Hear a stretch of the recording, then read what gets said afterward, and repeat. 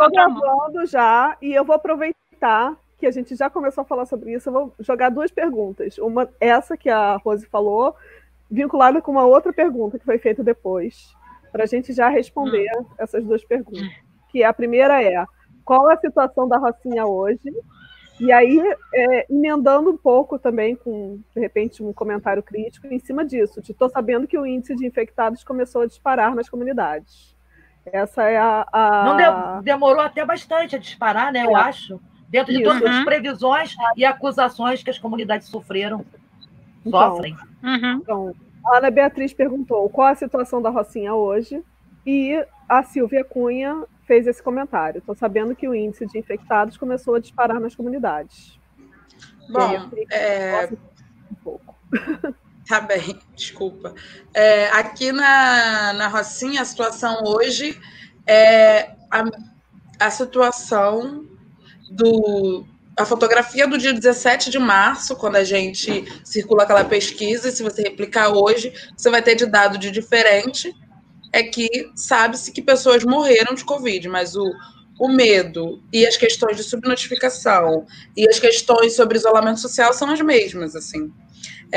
Quando você tem uma crescente de divulgação dos casos, que a gente sabe que desde o início, quando o coronavírus virasse algo notável dentro da favela, porque existente, eu acho que desde o início, acho que o notável é quando começam os óbitos.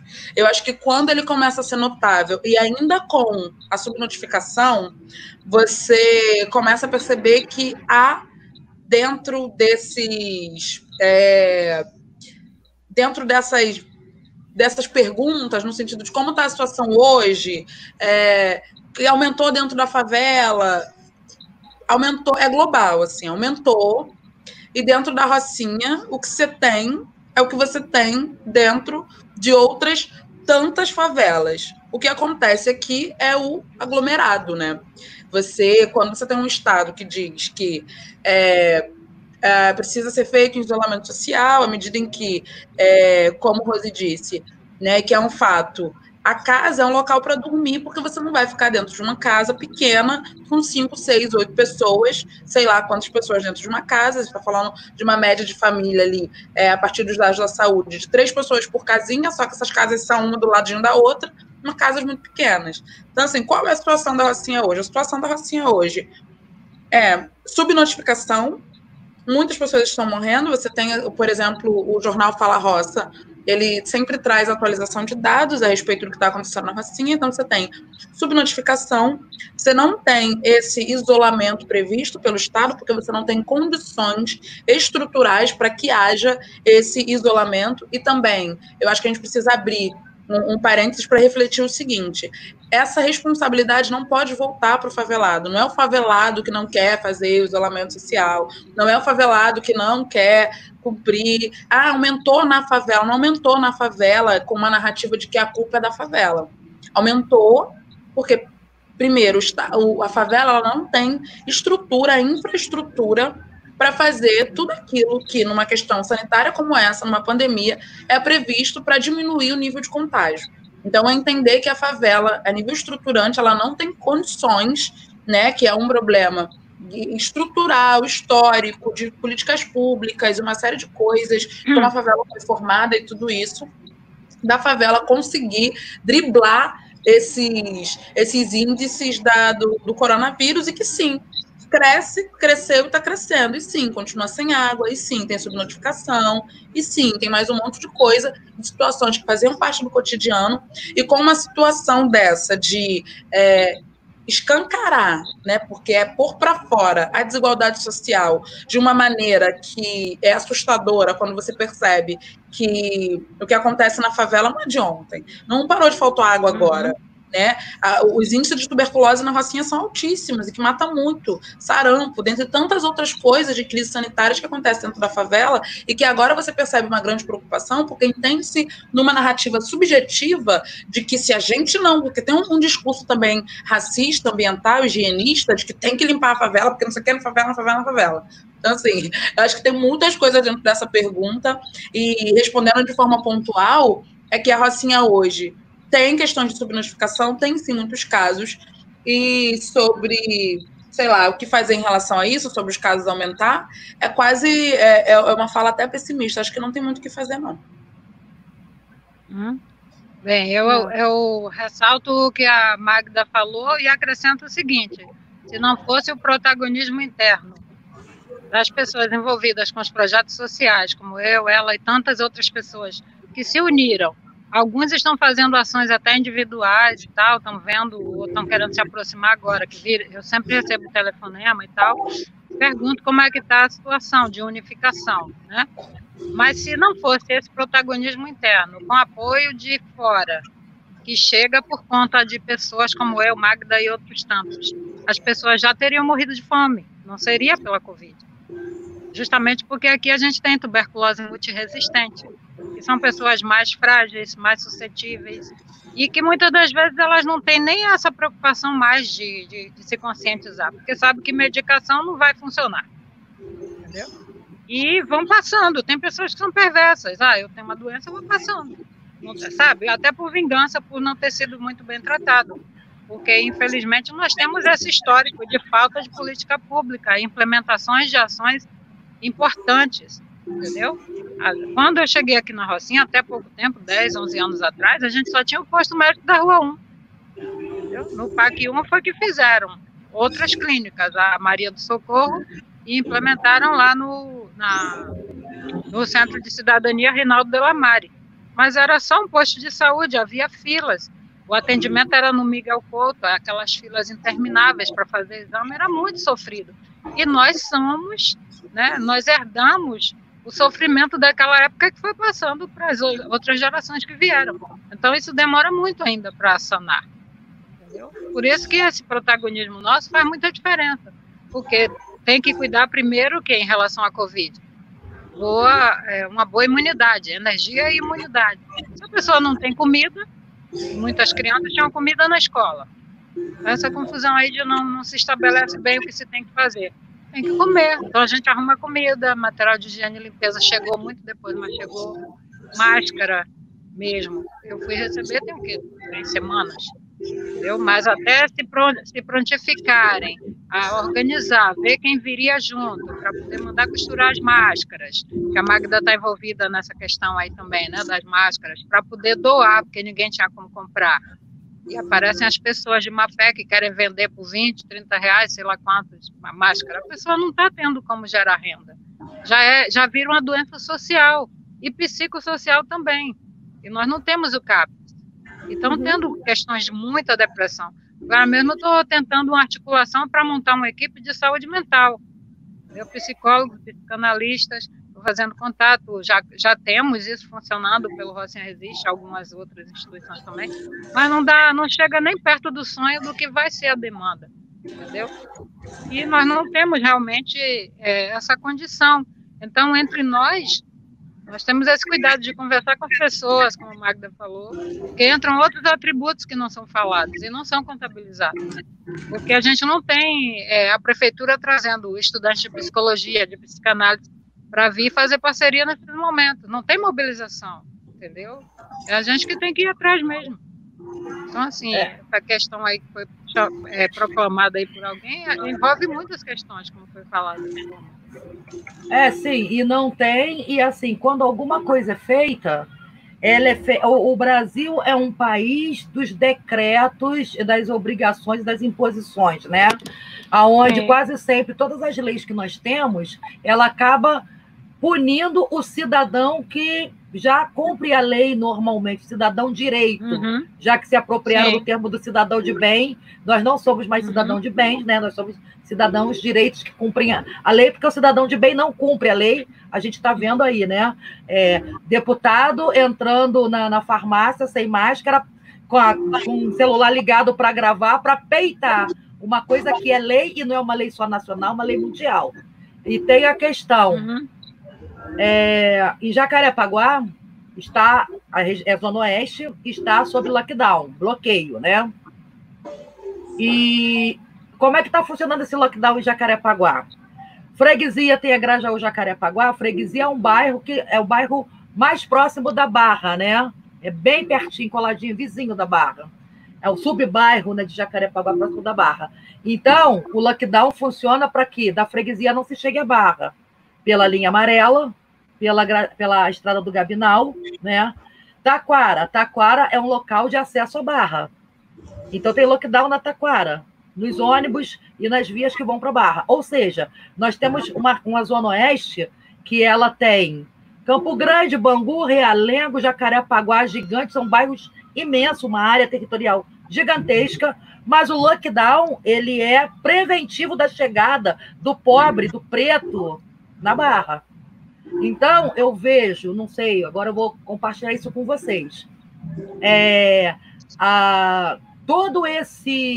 Todas essas implementações legais, proibições, lockdown, fica em casa, usar máscara, tudo isso sem, como toda lei brasileira, sem uma inspeção, sem uma fiscalização. Até porque quem é que vai chegar na Rocinha e dizer ninguém sai, ninguém entra, ninguém sobe, ninguém desce, né? E quem é que vai ficar tomando conta, fiscalizando para que isso aconteça, entendeu? Então, a gente está tendo uma série de ações e legislações impostas que em nenhum momento é a solução dos problemas. Não é. É uma coisa exatamente para mostrar para uma população que daqui a pouco vai ter eleição que eles estão fazendo alguma coisa contrária ao mandatário do país, que está contra todos os cientistas da OMS. Então, não, eu sou a favor de ficar em casa, eu não estou preocupado. Mas a gente não vê nenhuma política pública do Estado e do município no sentido de pegar as verbas das pastas dos determinados setores e, de alguma forma, distribuir entre as pessoas que estão paradas, por exemplo, verba da cultura. A verba da cultura, já que os teatros estão fechados. Essas pessoas que trabalham nos teatros, limpando, arrumando, organizando, além dos próprios artistas, principalmente em local, como a Zona Oeste, que tem muita lona cultural, que é um equipamento pequeno, né? Não tem ninguém desse poder público procurando ver quanto tem de verba e qual seria a melhor maneira de pegar essa verba e repartir para essas pessoas. Não, ele faz uma lei dizendo lockdown, bloqueio, não vai, não sai, se tiver sem máscara é multa. Entendeu? Então, como eu gerar renda, né? A Rocinha, ela é uma maquete, né? Ela é uma maquete de tudo que a gente tem em termos de favelas e de periferia no Rio de Janeiro, né? As mazelas. Teve uma questão, Rose, em relação a isso, uma discussão na Rede Favela Sustentável, e perguntaram quais as soluções, né? Quem teria soluções para minimizar ou para otimizar o atendimento. Eu sugeri que, como as escolas, os CIEPs, né, as creches estavam desocupadas, e você sabe que os CIEPs são muito grandes, as escolas municipais têm toda a estrutura, para que trazer esse gasto imenso que foi feito com os CIEPs, com aqueles espaços, até para estacionar carro de médico e tudo, que podiam ter sido otimizados para isso. Tem banheiro, tem cozinha, tem área aberta, ventilada, tem ar-condicionado em muitos. Daria para fazer isso ao invés de montar o hospital de campanha que a gente viu onde chegou. Né? Então, assim, aqui dentro da Rocinha mesmo, poderia ser nos CIEPs. Aqui a gente tem vários CIEPs e escolas boas e grandes. No caso, nós temos a Bento Rubião, que é uma área de acesso fácil. Tem a outra escola, que eu esqueci o nome, acho que é Júlio Horta. Como é mesmo, Marta? Paulo Horta. Paulo Horta, que também tem acesso fácil, entendeu? E poderia muito bem tirar as cadeiras e tal e fazer uso. E separar os casos, porque até o atendimento na UPA, quando teus amigos foram lá, né, para tentar ver o que podia fazer para nebulizar, e foram atendidos do lado de fora. Então, se estivesse chovendo, o atendimento de fora ia colocar para dentro, junto a todo mundo. Se fosse aproveitando os CIEPs, tem o Ayrton Senna, que fica muito facilitado para tudo, né? Tem, inclusive, tem o Ayrton Senna, o Bento Rubião, na pior das hipóteses, até o Paula Brito, o que é grande. Economizaria um dinheirão de infraestrutura, né, que poderia ser utilizado. Eu falo em termos geral de Rio de Janeiro, onde tem CIEP, onde tem escola pública, entendeu? Daria para fazer ao invés de ficar pagando fortunas para o hospital de campanha. Sim, para construção. E até aplicar então, em respiradores e mão de obra. O dinheiro gasto poderia ser minimizado para próprio benefício da comunidade, entendeu? Por quê? Os CIEPs são muito grandes, eles têm rampa de acesso, sabe? E essa foi a minha contribuição com relação à discussão. Mas não houve interesse nesse sentido. Ninguém te ouviu. Eles querem pensar outras coisas. Mas a gente está vendo por que agora, né? Quando a gente vê as licitações aí não cumpridas e não feitas. Fala, Gia. Posso fazer só mais duas perguntas que estão relacionadas por causa do horário da Magda também. Aqui rapidinho. Que são sobre o coletivo. Então, tem uma pergunta de diálogos suburbanos, que eu não sei se vocês responderam durante a live, que é... Meu som tá ruim, vou desligar e voltar, tá? Não, fica aí, fica aí. Volto, tá? Não vai dar tempo. Vamos lá. Tá. Porque tá muito baixo. Pergunta do Diálogos Suburbanos. Magda, como o coletivo Rocinha Resiste se relaciona com outros coletivos da Rocinha? Por exemplo, o jornal Fala Roça. Você até comentou sobre o jornal. E a outra pergunta que está relacionada do Diálogos Suburbanos também, pessoal, acham que podemos ver uma linha de conexão entre as antigas ONGs e os novos coletivos? Então, assim... Sim, sim. A gente aqui do Rocinha Resiste passou por um edital do Moreira Salles para fazer um registro de memória e história da pandemia, né, como um coletivo contemplado para coordenar um projeto. Então, imediatamente, quando se fala em comunicação na Rocinha e quando se fala de uma galera que, enfim, tem um trabalho sério, a gente pensa no Fala Roça como uma das nossas fontes de informação, né? A Michele Silva, ela é uma excelente profissional, conheço pessoalmente, né? Que ela é uma das diretoras e fundadoras do Fala Roça, então a gente está sempre trocando, né? E aprendendo umas com as outras e sempre em rede, compartilhando tudo aquilo que a gente consegue, né? Tudo aquilo que nos conecta, né? No sentido que o que a gente precisa nesse momento é de informação e comunicação. Então, o único jornal que eu conheço com proximidade é o Fala Roça, mas eu sei que tem o Rocinha.com, tem o Rocinha.org, se eu não me engano, que também são outros coletivos de informação, de jornal aqui dentro da Rocinha. Sobre os outros coletivos antigos e novos e antigos, acho que essa questão temporal, ela também tem uma nuance sobre a palavra liderança. Eu acho que a gente aprende uma coisa em Quilombo, que é hierarquia, e respeito a minha avó, porque ela sabe mais que a minha mãe, porque ela viveu mais tempo que a minha mãe. Então, não existe você dar um passo à frente sem entender que estrutura foi feita para você seguir em frente. E quem sabe as estruturas e as dinâmicas é quem militou e milita e esteve aqui muito antes de nós discutindo os problemas que são os mesmos, basicamente. Então, eu acho que o Rocinha Resiste, ele tem uma, como a Maria Helena costuma dizer, uma incidência do Rocinha Sem Fronteira.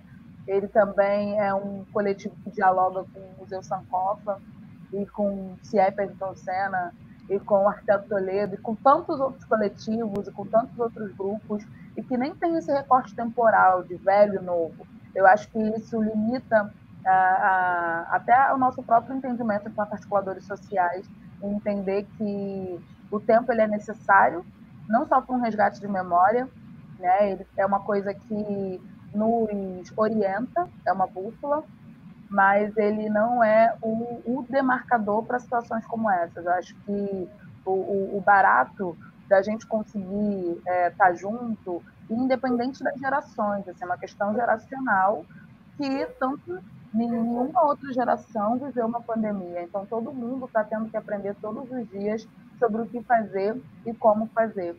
Eu acho que esse é, por exemplo, também do grande aprendizado que a gente tem tido em como articular, aprender e trocar com aqueles que já fizeram muito por aqui, continuam fazendo, e a gente que está chegando e que com o nosso milênio, com as nossas novas tecnologias, conseguindo ecoar e ampliar lutas que não são de agora, que são de muito tempo, e que são extremamente necessárias para um momento como esse, porque é aquilo, não existe velho, novo, líder, não líder. Eu acho que é uma questão de articulação de forma geral, sem tempo, sem precedentes, porque tem uma coisa que a gente não tem, é tempo. Cada dia que a gente passa discutindo quem vai assinar o documento, você tem mais pessoas morrendo. Então, é sobre se entender enquanto sociedade civil e todo mundo junto, ir em frente para ir junto e ir sempre. Ótimo. Consuelo, você quer acrescentar alguma coisa com relação a isso? Você tem alguma... Foram 2 perguntas, tá? Tem como lembrar rapidinho?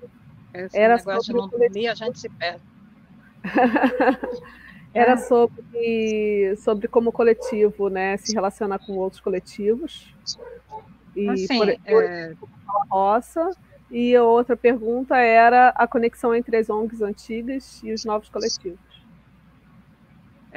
Eu participei, né, por conta desses encontros do PAC 1, que foram muitas pessoas que eu fui conhecendo e descobrindo, né, que havia, né, muitos coletivos e tal. Foi uma época, inclusive, que teve um escândalo com várias ONGs envolvidas pelo Brasil afora, e aqui, na época, eu lembro que tinha mais de 50 ONGs, houve denúncia, houve um movimento, então eu me aproximei só de quem eu já lidava mesmo, mas a proporção das que foram ficando, né, nas discussões do PAC, eu tive muitos acessos, né? E a gente nota que tem um grupo que quer se envolver, outro grupo que não, a gente não sabe quais as reais intenções. O que a gente está, a gente funciona, e essas outras pessoas terminam ficando sabendo como que nós estamos nos articulando, até porque as pessoas veem, é tudo muito às claras, né, em espaço privilegiado, né, na beira da rua, como dizem. Então fica muito claro o que a gente faz. E, no mais, a gente tem muito cuidado com o lidar, né? Porque a gente sabe, né, a questão de lideranças comunitárias, nós não somos da liderança, nós somos ativistas sociais. Então, existe uma diferença, né? E dentro dos nossos sistemas de negociação interna e externa, a gente cuida muito do trato, da hierarquia, do respeito, e coisas que dão certo a gente traz à tona. Coisas que não são significativas a gente não comenta, não inclui, porque não é interessante, não vai resolver a questão agora. E no momento a gente precisa se organizar como coletivos e cuidar, né, para que muitas coisas aconteçam. Eu estou tentando fazer parceria com as outras instituições daqui, né, e dando certo eu vou comunicar, e a pessoa querendo entrar no Rocinha Resiste ou nos outros, a gente inclui, entendeu? É isso. Tem musiquinha aí tudo agora. Não sei se é musiquinha.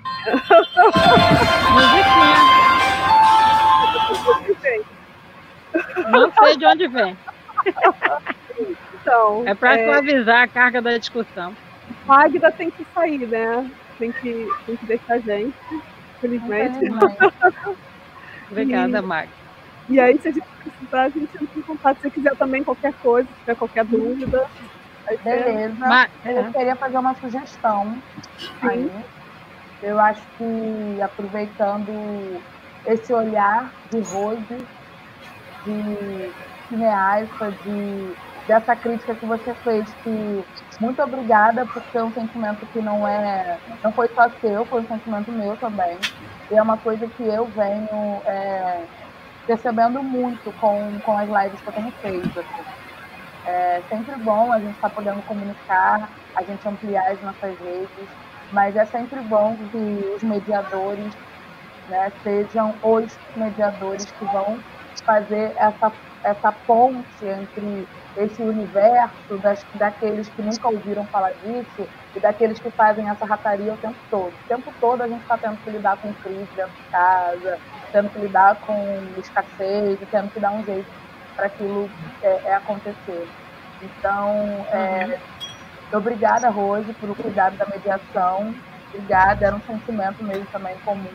Eu acho que o que faz essas relações ficarem mais leves, mais uma vez, são as pontes entre esse diálogo que você fez, ou muitas das vezes, Perfeito, foi lá, eu entendi o seu olhar. E obrigada. E é isso, gente. Desculpa, eu tenho esse minuto agora para eu tentar tomar um café, porque 5 horas eu vou entrar em uma. Eu preciso ler ainda a estrutura. Eu sei que é alguma coisa sobre o fascismo e alguma coisa sobre movimentos neoliberais. Aí pensa, tem que beber uma água. Não precisa nem ler nada. A gente já tem tudo isso na prática aí. Respirar e seguir o baile. Muito obrigada, gente. Obrigada a você. Sorte, tamo junto. Axé, beijo. Beijo. Tchau. Tchau.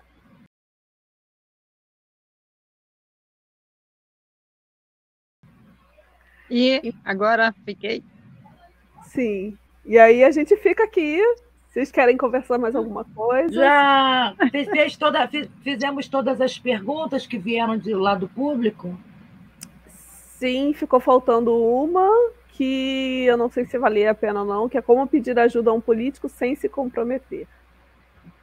Ué, gente. Nessa parte, Essa parte aí não há como, porque você vai ter que buscar parceria política com os gregos ou com os troianos. Vai ter que botar a cara. Cara, só que aqui na Mocinha a gente bota muitas caras. Quem resolver primeiro leva. Mas a pessoa está querendo dizer o quê? Político é milícia? Por quê? Não sei. Traficante. Porque, olha só, como pedir ajuda ao político sem se comprometer? A partir do momento que o cara está no cargo político, ele já não é naquele momento político, né? Não, ele é nosso empregado, ele tem que trabalhar a favor de nós que colocamos lá, ele é nosso funcionário, muito bem pago, por sinal. Exatamente. E aí, qual é o tipo de comprometimento que tem? Eu acho que o comprometimento só existe quando a gente já vai com alguma coisa como moeda de troca. Como no tempo dos currais eleitorais, que eram votos valendo dentadura, camiseta, boné, promessa de emprego, e aquele monte de coisa que a gente... Né, tijolo, enfim. Mas aí é aquela história do conto do vigário. Só cai no conto do vigário quem tem a intenção de se dar bem sem muito esforço, né?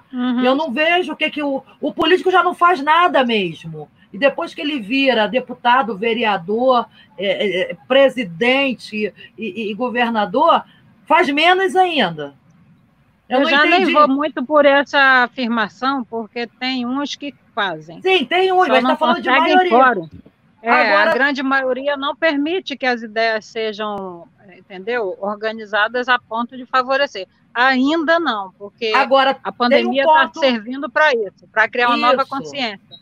Pelo sofrimento, pelas mortes. E nós vamos ter, depois dessa pandemia, nós vamos ter na pós-pandemia algo que não se está discutindo, que é o trato do enlutamento, porque o luto é um direito da família.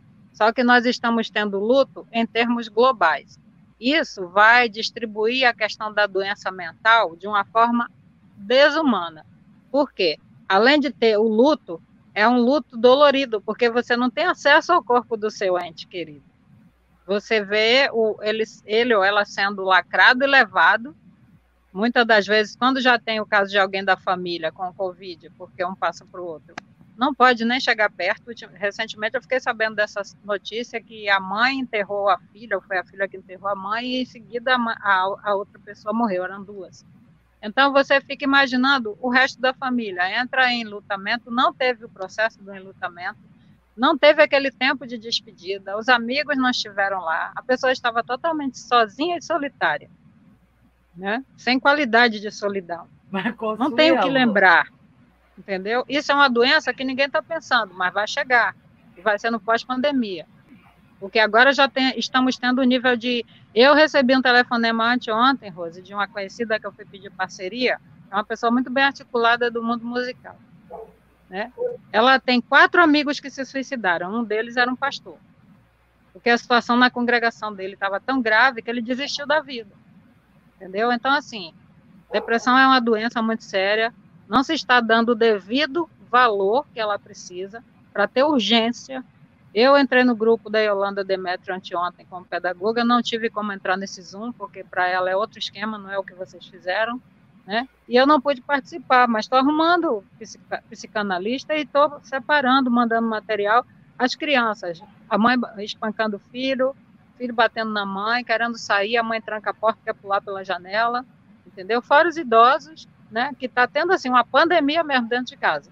A pandemia pós e pandemia entre e intra, né? Então, existem vários fatores que vão promover doenças mentais, porque tem surto psicótico.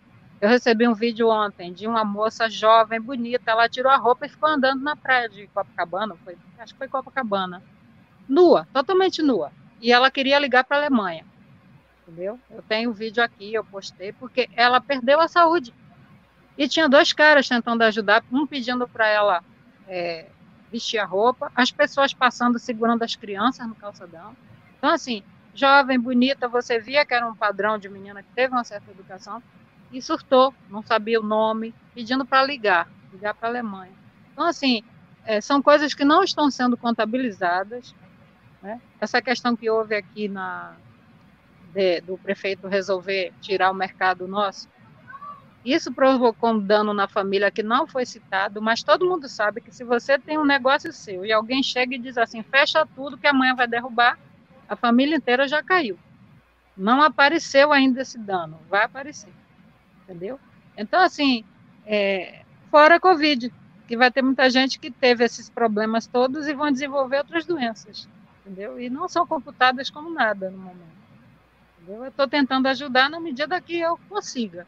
Inclusive, eu falei com uma amiga ontem e ela me falou que tem um grupo de psicólogos e psicanalistas da Universidade Federal da Bahia que ela vai me passar o telefone da responsável, a doutora responsável pelo setor, alguém lá, é uma pessoa que responde lá pela universidade nessa questão, né, que ela ficou de ver. Não sei se é reitor, reitora, e vai me passar porque tem um grupo lá que quer uma demanda, e vai me passar, entendeu? Aí eu vou passar para a Magda, para o pessoal do Fala Roça e tal. Não sei quantas pessoas tem na equipe, né? Mas se tem um grupo que pode fazer isso, fica muito mais leve, né? A questão da ação coletiva, né? Então, assim, é assim que a gente vai juntando outras parcerias. Eu acho que falta também aquela questão que a gente não tem em nível nacional com relação ao político, né? A educação dos direitos civis e da responsabilidade de função de cada um dos poderes, enfim. A gente não tem a cultura de acompanhar os políticos, de ir às sessões das câmaras, de cobrar, de fiscalizar, mas que seja pelo menos de reivindicar, né? De estar lá na porta. Isso é algo que vai mudar por quê? Eles deixaram muito furo e a gente está vendo aí o tanto que está indo preso porque superfaturou, é um monte de crises nesse sentido. Chega uma hora que a dor é tanta que a pessoa tem que tomar uma posição. Eu vou para onde?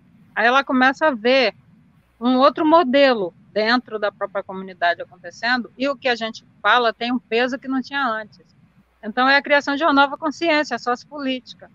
Entendeu? Isso. E é um processo educativo que já vem em andamento e que não conta como se fosse, entendeu? Não tem o valor agregado, que é o valor lógico registrado, mas nós temos esses registros feitos agora em live e tudo mais, essas ações, e isso é um processo educacional diferente, e é diferenciado porque ele é setorizado. O que acontece onde você atende as mulheres lá do seu projeto é uma realidade, a nossa é outra, entendeu? Nós somos cercados por um grupo elitista, né? Que é São Conrado, Gávea, depois tem Ipanema, em seguida vem a Barra, e tem o Vidigal, né? Que é praticamente uma ilha nesse momento, mas que você sabe qual é o perfil do Vidigal. Por sinal, caiu muito, né? Há dias atrás teve um tiroteio de manhã lá, uma amiga minha quase infartou. Mas, enfim, né? E essas mortes que a gente está vendo, né? Com a questão da necropolítica, e não se vê por quê? Porque o sofrimento já é tão grande. Você vê que há uma ideia, uma intencionalidade de destruir algo, né? Porque a gente está perdendo muita gente, não dá tempo nem de chorar.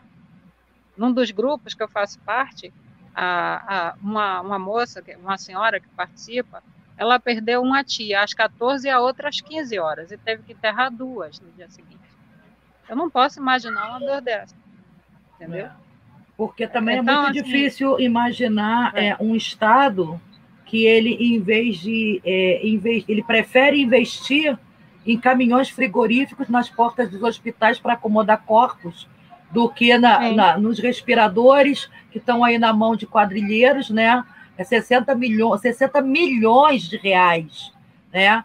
Os caras não entregaram nenhum equipamento, nenhum respirador e já estão com 10 milhões de reais 50, na mão. Né, com defeitos. 50 vieram com defeitos, 25 milhões jogados fora que não tem certeza que eles vão pagar. A outra eles foram questão... presos e eles vão pagar como?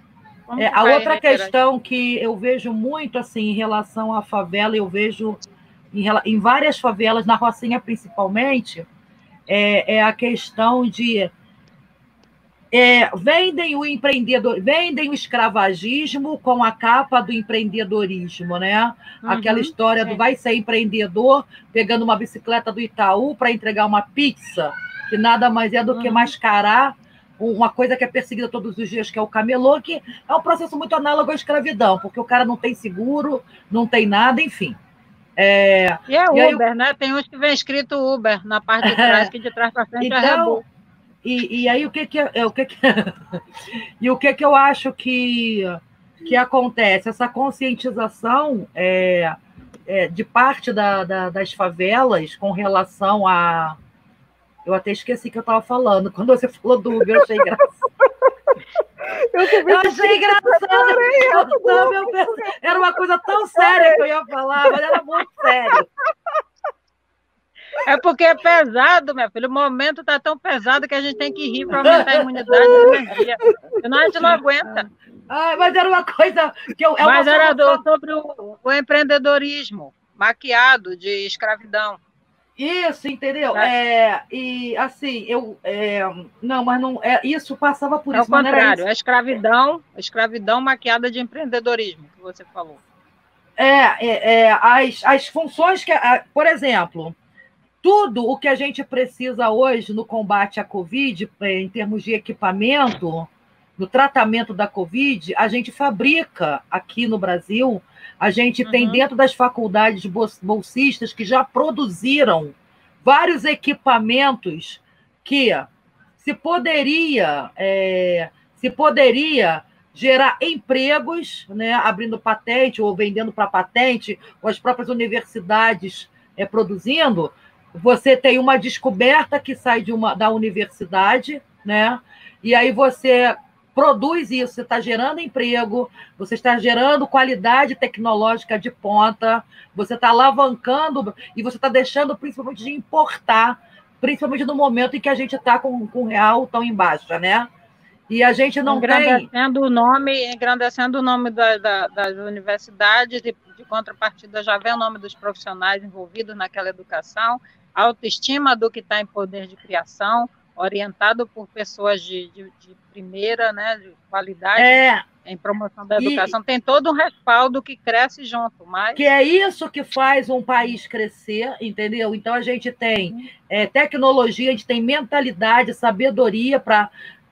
Se tudo isso tivesse funcionando, a gente não teria a menor necessidade de estar importando uma série de equipamentos de lugar algum, né, mais caro. As mortes seriam minimizadas, né? E a gente teria uma parcela da população trabalhando até mais agora nesse momento, né? Salvaguardando todos os cuidados de proteção. Então, a gente tem governos, porque isso também não começou agora. A gente agora está meio que... Está que nem a curva da pandemia, está subindo, né? Ninguém sabe onde vai parar. Mas isso já vem de alguns governos, né? Um Estado que não se desenvolve dentro das possibilidades que o faria se tornar realmente independente, né? Então, quando na favela a gente já tem a cultura do fazer, do resolver problemas, e aí vai até em busca do saber acadêmico, científico, dentro de uma necessidade sentida, né? E para juntar as duas coisas, né? Então, eu acredito muito no futuro da favela, no futuro da periferia, de soluções vindo a partir daí. É uma conscientização que eu quero crer, que isso vai se espalhar, vai se capilarizar de uma forma, entendeu? Que isso vai ser cobrado do Estado, dos políticos, ou o político que tiver essa sacada e souber conversar linguagem. É a criação de uma nova consciência, porque envolveu toda a família em um sofrimento muito grande. Porque você imagina uma mãe que perde emprego, que é diarista, tem aquele dinheirinho, que cria filho sem pai. Ou que tem o pai, mas que foi mandado embora. Fica esse povo tudo deprê, né, deprimido dentro de casa, querendo resolver as questões. O filho pede isso, pede aquilo, dependendo de cesta básica. Não tem escolaridade para concorrer, não pode trabalhar em casa, porque você viu que falta água. E se tiver alguém querendo que lave uma roupa, não pode. Se arrumar uma faxina, não pode ir se tiver idoso, porque corre o risco de levar a Covid para dentro da casa da pessoa que quer pagar para ter aquela ajuda. Entendeu? Então, assim, é uma série de fatores que, querendo ou não, está criando uma nova consciência. Entendeu? Sim. Até porque a gente tinha muita dificuldade, um exemplo, de conseguir um psicólogo nos postos de saúde. O CISREG é tudo muito dificultado pelo sistema de regulação. Agora não, agora a gente tem doação de atendimento emocional. Vai suprir a demanda? Não, mas antigamente não tinha nem onde deveria ter, para marcar um sofrimento, entendeu? Então, são coisas assim que antes dependiam de outros, agora estamos, como diz, né, em comunidade, nós por nós mesmos, é o nosso protagonismo, indo contra o poder vigente, estabelecido pela democracia que está se vendo, que não tem a qualidade devida. É uma democracia que não é pelo povo, não é para o povo, nem pelo povo e nem para o povo. Né? O único que é totalmente democrático é o vírus, que pegou geral, começou no rico, no que podia passear, que trouxe, né? E depois chegou no pobre, chegou na favela, está chegando nas tribos, está chegando nos quilombos, em lugares que não são citados, né? A gente vê uma vez ou outra alguma notícia que, né, de invasões de terras e tudo mais, né? Não se falam nos ciganos. Aqui no Brasil nós temos muitos ciganos, muitos grupos, e eles estão pela própria sorte. Tem os grupos que têm dinheiro, né, que usam muitos dentes de ouro, muitas peças de ouro, que podem chegar e pagar o médico particular, exame particular. Tem os outros grupos que são mais simples, né? Tem os grupos que vivem em circo, lona de circo. Que é até a grande maioria, né? Os vulneráveis então, são maioria. Eu falei com um amigo meu que ele tem 40 anos de Rocinha, que é o mestre Manel da capoeira, ele é baiano. Ele tem familiares na Bahia. Ele disse que em Jequié, no interior da Bahia, é tanta morte que não dá nem para... que não está nem podendo contabilizar. Entendeu? Atendimento quase nenhum.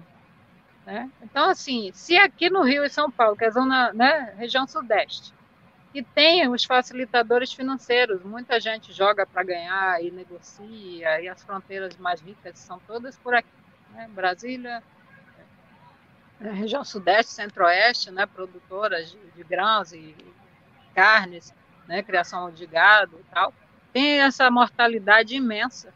Imagine nas regiões que recebem menos valores. E não está acontecendo mais mortes por lá por causa da unificação dos governadores que fizeram aquele movimento. Né? Mesmo assim, muita gente. E subnotificação aos montes. Subnotificação. E ainda tem pessoas que se aproveitam dessa subnotificação para dizer que não é bem isso que está acontecendo. Né? Aqui mesmo nós tivemos famílias inteiras. Ó. Eu tenho um que eu conheço que na casa dele, um dos casos de um mês e pouco atrás, um mês e meio, era ele, a esposa, a sogra, ou era o cunhado e 2 filhos. Todo mundo pegou Covid. O pessoal do posto só chegava na porta, dava a medicação quando havia condição de ir por lá, porque não pode nem entrar, não tem a roupa, aquele equipamento, né, para poder chegar e entrar e tal, não ter risco de sair. Então, assim, até para acesso, muito sofrimento. Aquela pessoa que teve o primeiro caso, né, que foi uma senhora de quase 70 anos, um senhor também. Daquele senhor, ele foi atendido, voltou para casa, passou mal, na UPA disseram que era um resfriado, passaram remédio e levaram para o Miguel Couto. Ele faleceu. 13 dias depois, o filho morreu. E parece que a mãe também morreu. Eu não sei ao certo, né? Porque essas coisas a gente vai descobrindo aos poucos. Mas o certo é que 13 dias as pessoas perderam esses dois, entendeu? E o resto estava contaminado, porque como ele precisou voltar para casa, ele já voltou distribuindo a contaminação, né? Porque disseram que não tinha teste e tal. E assim vem muitos casos. Mas é isso. Eu vou precisar encerrar. Tá bom. Obrigada pelo convite. Obrigada a você. Vez, precisando, estou aqui. Tchau. Obrigada pela Tchau, meu amor. Obrigada. Beijo.